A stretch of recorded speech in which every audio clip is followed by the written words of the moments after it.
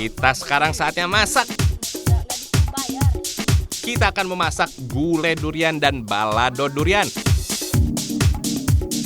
Nah, ini dia nih bahan-bahannya.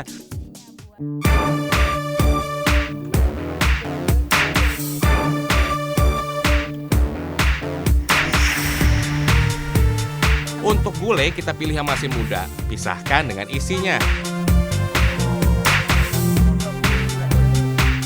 Dan abdi ke bagian giling bumbu ya. Biar tambah lezat lagi, ditambahkan dengan suiran ayam. Semua bumbu masak diiris kecil-kecil, lalu ditumis sampai wangi. Udah lembut ini Bu, gimana? Tos langsung numis bae atuh. Tos? Mohon tos. Oke. Setelah wangi, masukkan semuanya jadi satu dan jangan lupa tambahkan air dan santan. Lalu tunggu sampai matang deh. Gampang banget kan?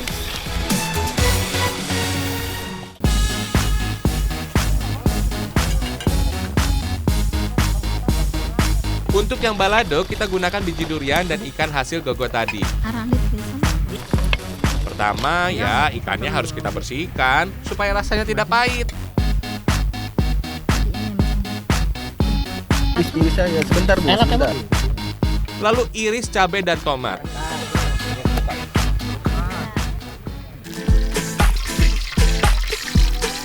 Lalu ikan digoreng. Awas ibu-ibu, tong sampai gosong ya. Biji durian sebelum dicampurkan harus direbus terlebih dahulu biar lebih lunak dan enak dimakan.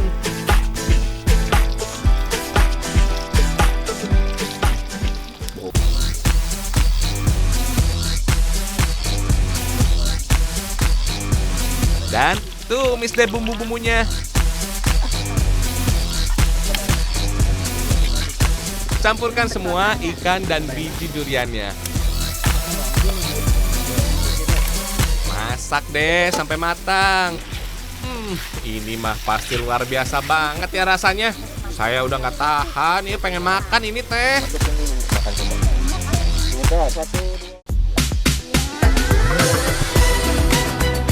Sekarang makanan siap disantap.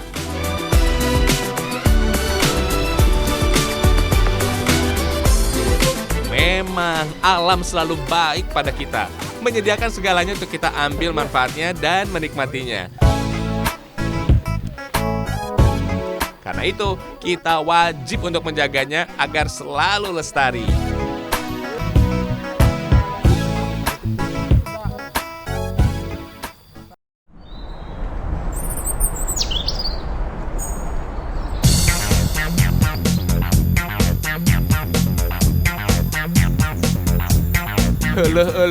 Habis makan durian, sekarang saya tadi ajak Bapak Haji untuk lihat kebun duriannya.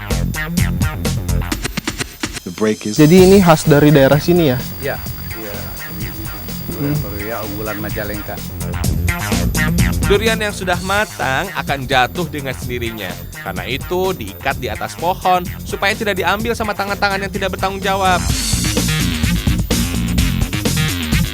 Oh iya, pohon durian juga Pak? Iya, ini pohon durian. Masih muda ya? Pohon durian yang sudah berbuah kan. Oh iya, ini banyak pisan. Iya, anak ini lagi ngikat kan. Oh iya, Kang? Mau panen. Kalau mau coba-coba manjat, silakan kan. Bisa Pak? Lewat mana Pak? Bisa aja Pak, lewat sini. Walaupun tinggi, tetapi saya tetap harus naik pohon juga nih. Pengen tahu cara ngikatnya. Aduh, ternyata hese pisan, susah bener ini naik pohonnya. Soalnya pohon durian itu biasanya di bagian awalnya lurus, tidak ada cabangnya. Jadi yang naik harus bener-bener ahlinya. Kayak si Mamang yang di atas itu tuh, yang sudah nongkrong dari pagi, ngiketin buah duriannya Pak Haji.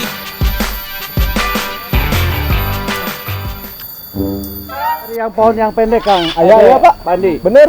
Ada. Nanti carikan pohon yang pendek. Biar bisa manjat. Siap. Yo. Turun aja turun. Oke. Oh mudah-mudah nggak bisa naik. Udah lemes kan? Coba.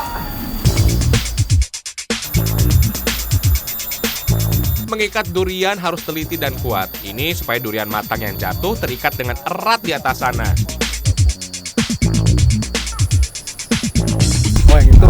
Itu ada lagi orang ngikat, lagi dipanen. Ya coba Andi bisa nggak ngikat di depan sana nanti Coba, bisa Pak. naik. Ya. Boleh. Aku ajarin ya. Aha, ini ada pohon durian. Kalau segini sih, saya mah pasti bisa tuh. Sini Abah, biar saya aja yang ikat talinya. Kumaha ieu, Pak? Duduk dulu. Kita ajarin. Ini caranya gini, Pak. Tali ini diikat dulu. Jangan mati, dimasukkan ke sini. Ternyata nggak susah-susah amat yang ikat duriannya.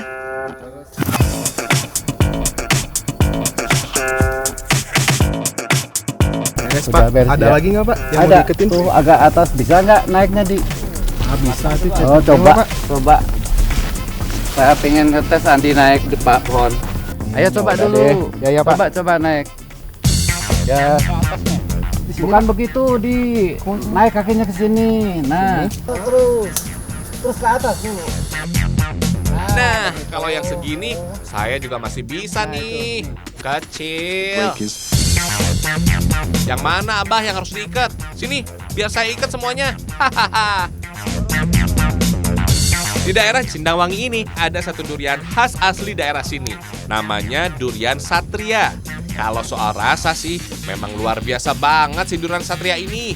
Kuning, legit, dan kering. Oh iya Babatur, memilih durian yang enak, matang, dan tidak busuk itu bukanlah perkara gampang.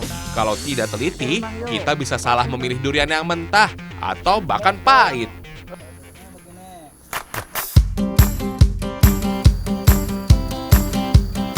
Tapi tenang Sadayana, ini si Abah mau kasih tips memilih durian yang enak, matang, dan tidak busuk.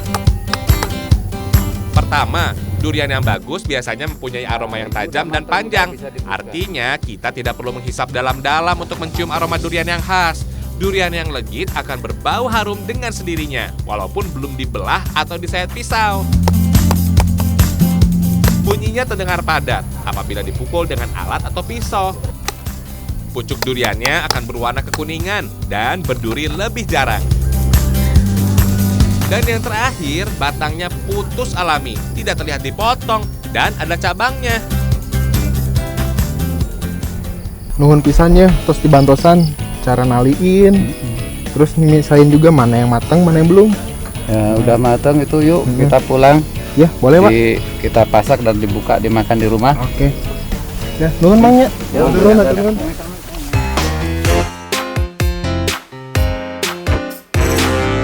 Haha, ayeuna saatnya masak. Hehe, saya sudah ditemani oleh para kembang desa Cindangwangi ini.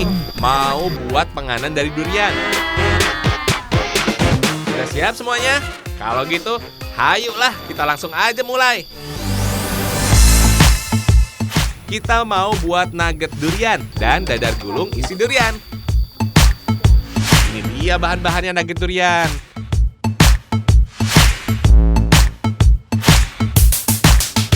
Dan ini adalah bahan dadar gulung durian.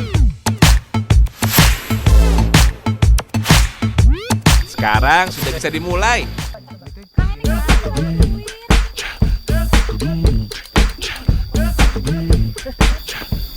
Duh nih susah, bantuin, jangan makannya aja.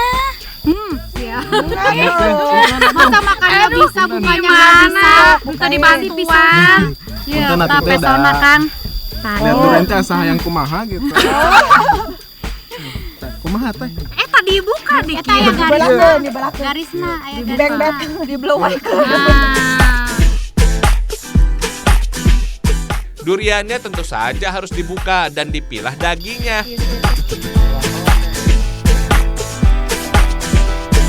Asik ya, kita belah durian. Sok Adi, telurna lembetkeun ka dieu. Kemana teh? Ka dieu atuh ka baskom dicampurkeun.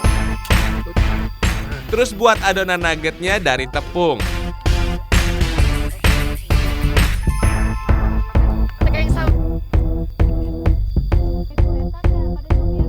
Air teh.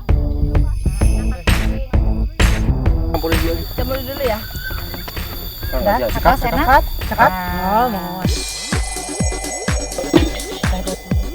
Kurang rata teh.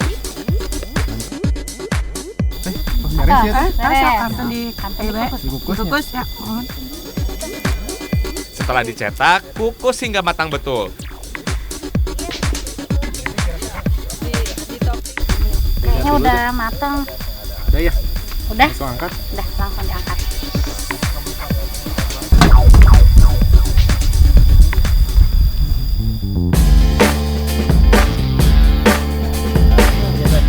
Cetak lagi, terus dikasih pemanis di atasnya.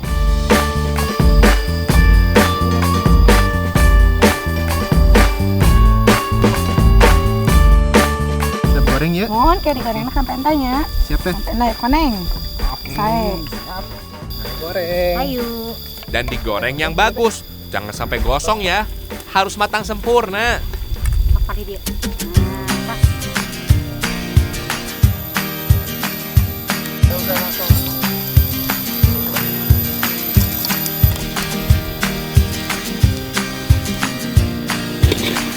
Nah, beres. Nah, kalau sekarang sih sudah mantap.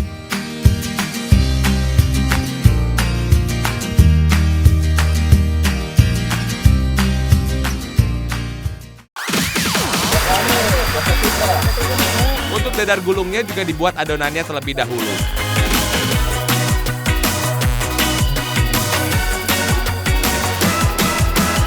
Supaya lebih terlihat cantik, diberi pewarna alami seperti dari daun pandan.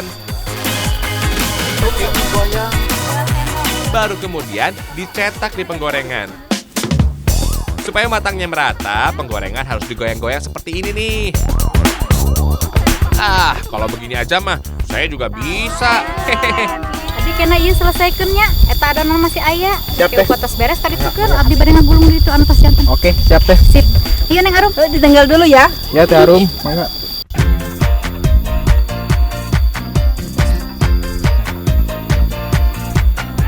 Kalau sudah jadi, tinggal isi deh dengan daging duriannya.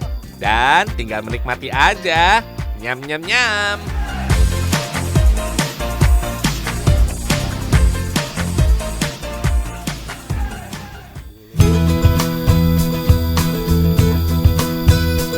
Alam sudah memberikan kita banyak kebaikan. Karenanya kita juga harus menjaganya dengan baik.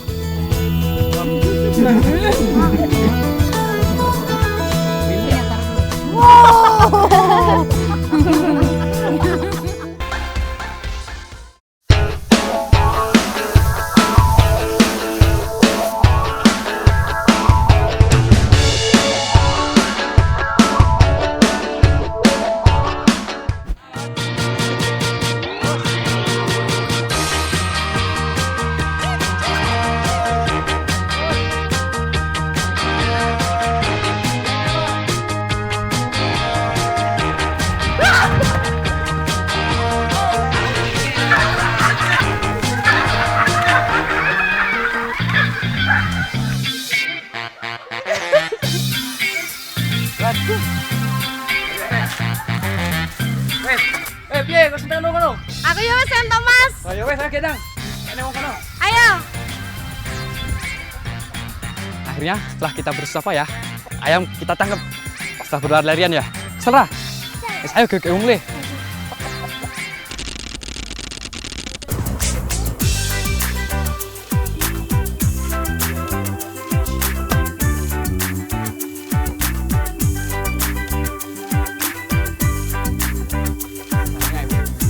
Ayam hasil tangkapan ini mau dimasak untuk acara tingkepan atau syukuran 7 bulanan ibu hamil. Tradisi tingkepan memang masih dilakukan di Slogohimo, Wonogiri, Jawa Tengah. Salah satu tujuan tradisi turun-temurun ini supaya sang ibu lancar kehamilannya dan bayinya sehat. Saat ini kita lagi persiapan masak perlengkapan apa aja yang dibutuhkan di acara tingkepan. Nah, ada salah satu yang wajib harus ada yaitu 7 ayam panggang. Bu, niki pun, soalnya pun ini. Oh, pergi, masak ini.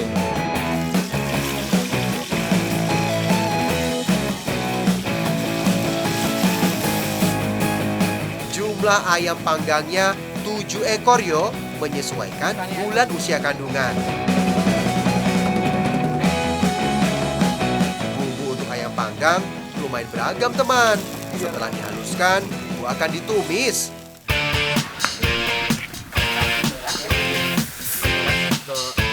Nah, bumbu inilah yang dioleskan saat ayam dipanggang.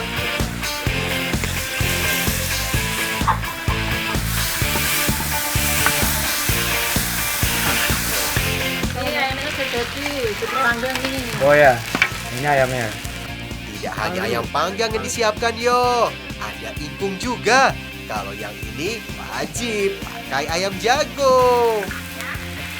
Jadi, selain 7 ayam panggang, ada ayam satu lagi yaitu ayam ingkung. Nah, sebenarnya bumbunya itu sama. Cuma kalau ayam ingkung itu ditambahin santan ya, Bu ya? Iya. Nah, itu biar apa, Bu? Biar empuk. Oh, biar empuk. Oh iya, Bu. Santannya udah siap? Nah, ini santannya ya? Semua atau Semua biar empuk. Kalian pasti tahu dong, ayam ingkung harus ada dalam segala ritual masyarakat Jawa. Ingkung memang menyimbolkan keadaan manusia yang tidak berdaya tanpa bantuan Sang Pencipta. Berbeda dengan ayam panggang biasa yang dipanggang sampai matang, kalau ayam ingkung hanya perlu dipanggang sampai setengah matang saja yo. Jadi, untuk membuat ayam ingkung itu cuma dipanggang setengah matang aja. Lalu selanjutnya kita masukin ke santannya. Oh, Bu. Tinggal dimasak sampai matang deh ayam ingkungnya.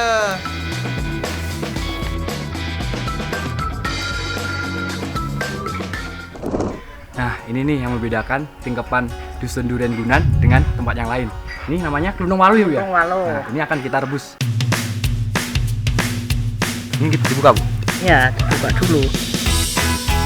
Waluh atau labu kuning juga wajib ada loh dalam tradisi tingkepan di desa kami. Labu diberi sedikit gula pasir, kemudian direbus sampai bagian dalamnya lunak.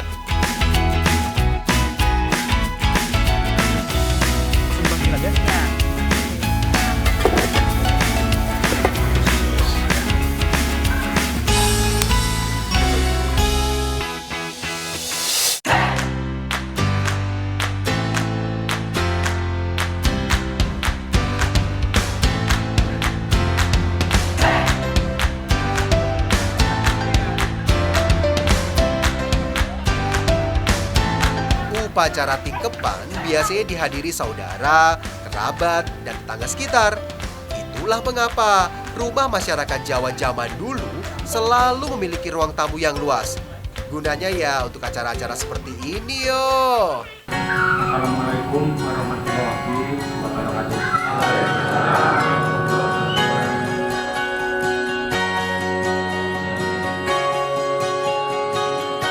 Acara dimulai dengan doa bersama yang dipimpin oleh imam atau mudin. Kalau di desa kami sering disebut pujangga.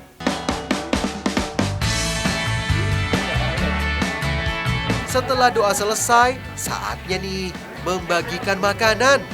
Jadi, makanan yang telah disajikan itu ada ayam panggang, terus ada ingkung, dan banyak sajian ini setelah didoain lalu dibagi-bagi sama warga sekitar. Tidak hanya ayam ingkung dan ayam panggang yang kita masak tadi, masih ada banyak makanan di sini. Ada arak-arak yang berisi jajanan tradisional. Fungsinya untuk mendatangkan rezeki yo. Kalau panggang buceng dan tumpeng kuat yang kecil-kecil seperti ini, gunanya untuk menguatkan hidup jabang bayi. Ini adalah acara inti dari tradisi tingkepan, yaitu prosesi sisiran, yang mempunyai tujuan agar apa yang mengganggu dan menempel di tubuh ibu si calon jabang bayi bisa hilang. Sebelum sisiran dimulai, pasangan suami istri harus berbagi potongan ayam panggang. Kemudian, suami harus memecah labu kuning yang sudah direbus. Caranya dengan dibanting.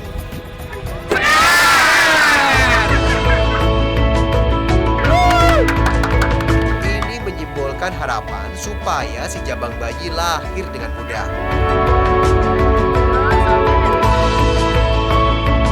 Rangkaian prosesi tingkepan ditutup dengan menyisir rambut ibu hamil. Tujuannya agar semua kotoran dan sesuatu yang mengganggu dan menempel pada badan si ibu bisa hilang. Harapan tetap satu, mudah-mudahan si jabang bayi bisa dilahirkan dengan lancar dan sehat tanpa kekurangan suatu apapun.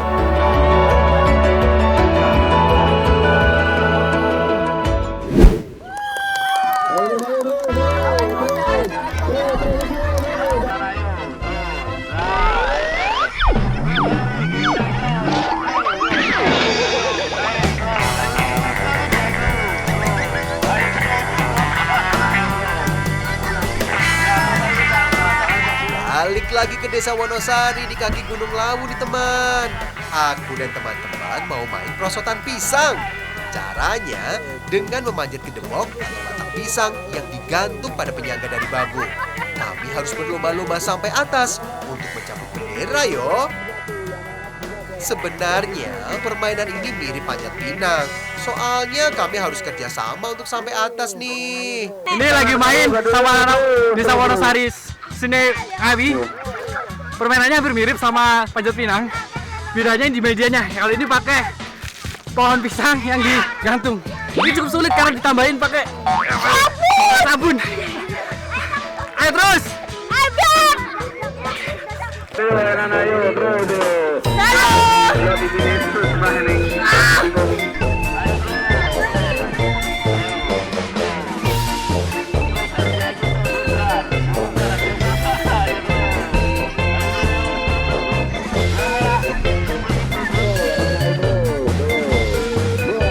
Yang bikin lebih susah, kondisi batang pisang harus menggantung seperti ini. Jadi kalau mau sampai ke atas, harus benar-benar menjaga kestabilannya yo. Aku yang paling bawah dapat tugas ganda nih. Aku harus memegang batang pisang supaya seimbang. Selain itu, aku juga jadi tumpuan dan pijakan yang berusaha naik ke atas nih.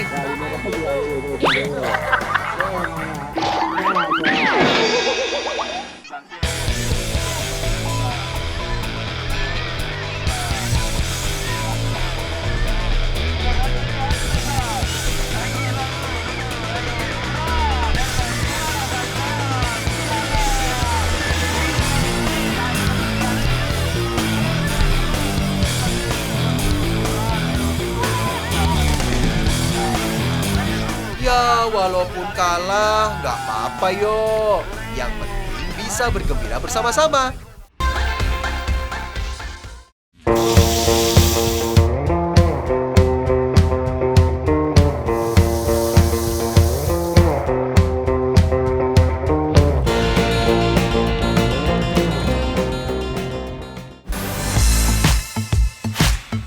Para bapak ini sebenarnya petani palawija, tapi hari ini spesial meluangkan waktunya untuk ikut persiapan masak. Yang kami cari ini buah randu alias kapok alias Ceibapentandra. Jangan salah sangka dulu loh ya, kami ini bukan mau membuat bantal atau kasur. Kami mau masak olahan kapok untuk disajikan pada acara sunatan masal. Heran toh ya? Mosok kapok dimasak? Aku awalnya juga ragu, tapi penasaran juga. Gimana tuh rasanya kapok ya? Pak, bantuin Pak. Bantuin Pak. Ya, bantu. Dari mana sini? Ya, bantuin Pak. Ya, naik ya. Kalau yang nonton, lihat saja dulu biar tidak penasaran. Yang diambil ya tentu jelas yang masih muda. Kalau yang tua dan terbuka ya sama aja dengan kita makan bantal. Nah, kalau pohonnya setinggi ini, yo jelas susah toh Pak. Kan aku ini pemula, alias pemuda yang suka lupa. Lupa cara manjat pohon kalau sudah setinggi ini pohonnya. Maklum, tidak terlatih Pak. Ya wis, aku bantu dari sini aja ya Pak ya. Buah kapok di bagian ujung dahan harus diturunkan pakai galah. Kalau dipetik langsung, yo susah toh ya. Sing penting dapat banyak. Pak, bantu Pak. Ayo.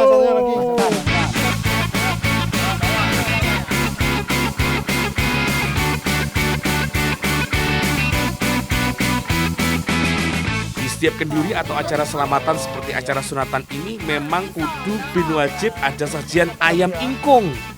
Ini jadi menu utamanya. Baik Bu, tak haluskan sih ya bumbunya. Aku sih kalau soal makan sebenarnya yo kuat. Tapi kalau ngulek yo apa gak lemes ya Bu ya. Tapi tak usahakan sampai halus Bu. Ayam ingkung itu tidak ada lauk lain saat disajikan. Cuma nasi gurih dan ayam saja. Kalau nasi golong ini berisi berbagai sayur seperti tempe, gulai kuning dan juga urap. Nah, jadi bumbunya diulek sama Bu Muji. Apa karena aku yang ngulek ya jadi banyak bumbu ya Bu?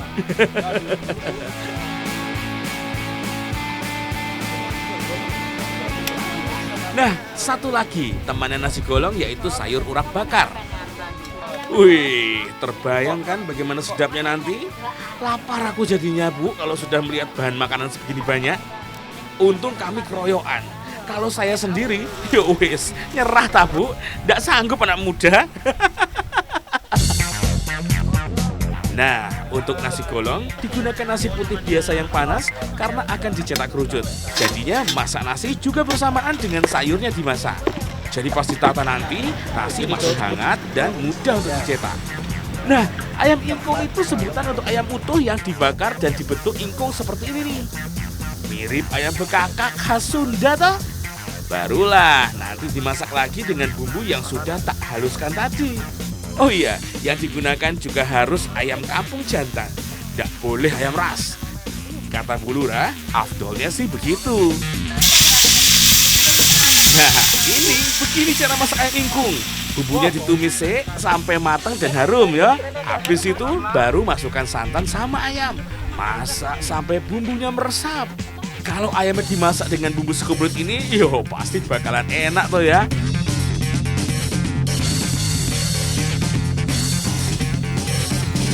Khusus untuk masak tempe bumbu kuning itu urusan Bu Lurah dan Bu Muji.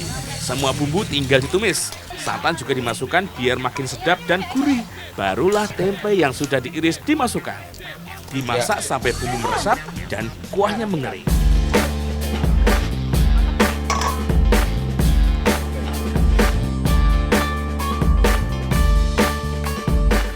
Satu lagi yang jadi bahan sajian saat syukuran adalah pepes buah randu. Semua bahan yang sudah diiris mulai dari daun singkong, buah randu diaduk rata bersama bumbu halus dengan kelapa parut. Semua nanti tinggal dicampur dan kalau dirasa sudah siap, tinggal dibungkus. Bungkusnya pakai daun pisang, mirip pepes biasa. Ukurannya menyesuaikan dengan selera saja. Tidak perlu besar-besar, jangan pula terlalu kecil. Yang pas-pas saja.